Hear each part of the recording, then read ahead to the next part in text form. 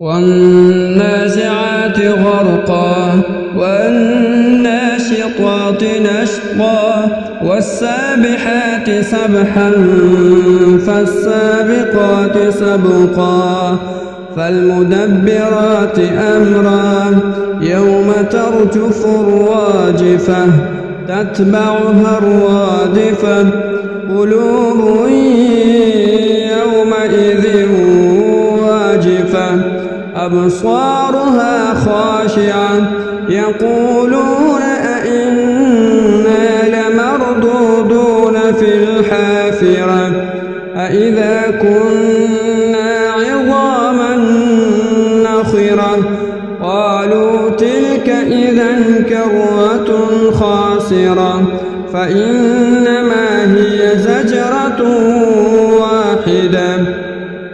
فإذا هم بالساهرة هل أتاك حديث موسى إذ ناداه ربه بالواد المقدس طوى اذهب إلى فرعون إنه طغى فقل هل لك إلى أن تزكى وأهديك إلى ربك فتخشى فأراه الآية الكبرى فكذب وعصى ثم أدبر يسعى فحشر فنادى فقال أنا ربكم الأعلى فأخذه الله نكال الآخرة والأولى إن في ذلك لعبرة لمن يخشى أأنتم أشد خلقا أم السماء بناها رفع سمكها فسواها وأغطش ليلها وأخرج ضحاها والأرض بعد ذلك دحاها أخرج منها ماءها ومرعاها والجبال أرساها متاعا لكم ولأنعامكم فإذا جاءت الطامة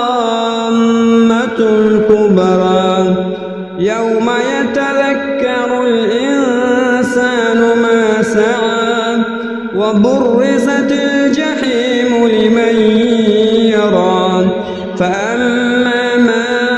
طغى وآثر الحياة الدنيا فإن الجحيم هي المأوى وأما من خاف مقام ربه ونهى النفس عن الهوى